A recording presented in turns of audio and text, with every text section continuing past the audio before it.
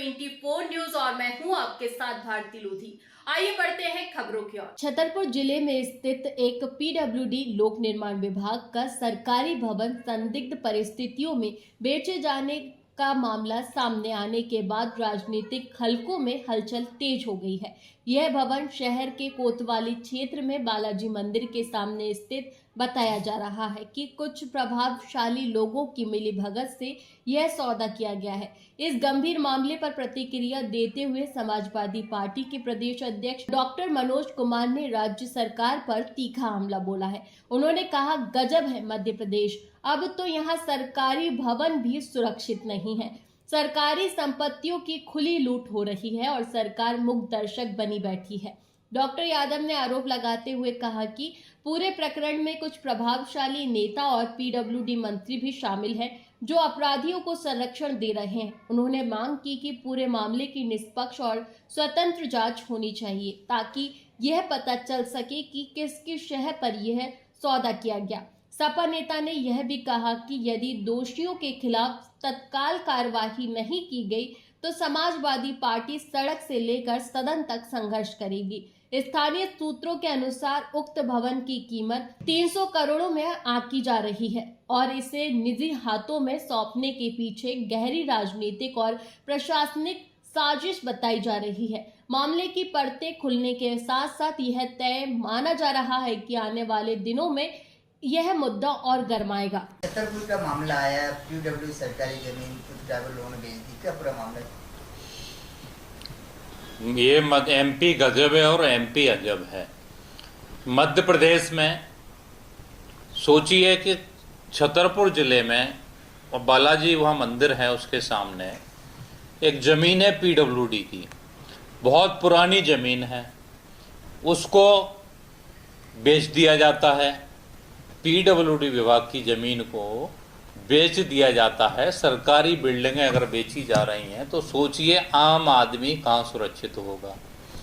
इसमें बड़े बड़े लोग इन्वॉल्व हैं, इसमें बहुत ज़्यादा हेरा फेरी हो रही है क्योंकि छतरपुर जिला वैसे ही भूमाफियाओं का अड्डा बना हुआ है। वहाँ पे बहुत सारे लोगों पे देखा कि जबरन दबाव बना के ज़मीनें खरीद दी जा रही हैं। तो ये तो आप सोचिए कि कोई आदमी सोच ही नहीं सकता है कि सरकारी बिल्डिंग को बेच दिया जाएगा। ऐसी बीती सरकारी जिसने लिया पूरा मामला। ये जो बिल्डिंग है एक धीरेन्द्र गौर हैं और एक बड़े धाम से जुड़े हुए हैं जो अभी चर्चित धाम है, पूरे देश में और विश्व में चर्चित धाम है, उस धाम से जुड़े हुए हैं। इन पे इतना पैसा कहाँ से आया पहले बिल्डिंग खरीदने के लिए? इनकी भी जांच होनी चाहिए।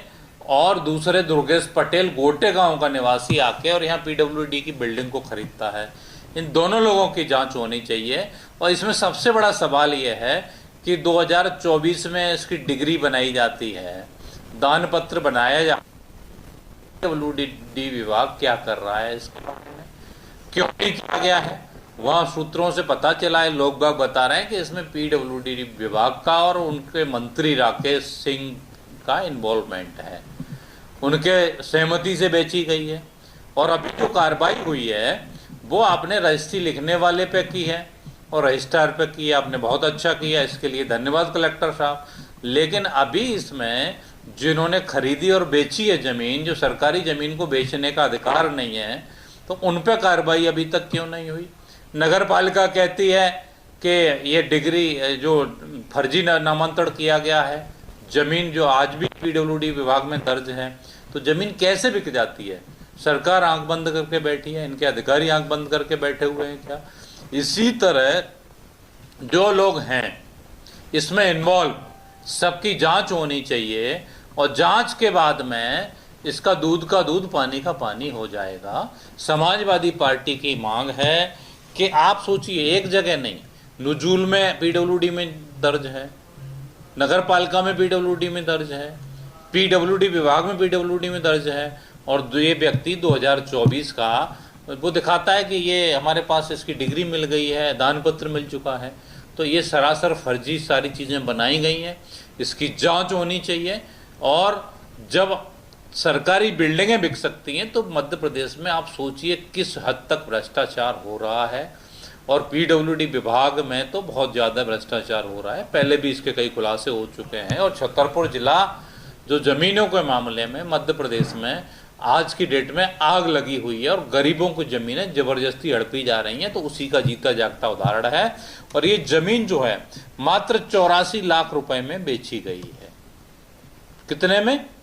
84 लाख रुपए में। और उसकी जो जमीन की जो कीमत है आज भी कम से कम 300 से 350 करोड़ के आसपास उसकी कीमत है। तो सोचिए कितने बड़े पैमाने पे घोटाला हुआ है।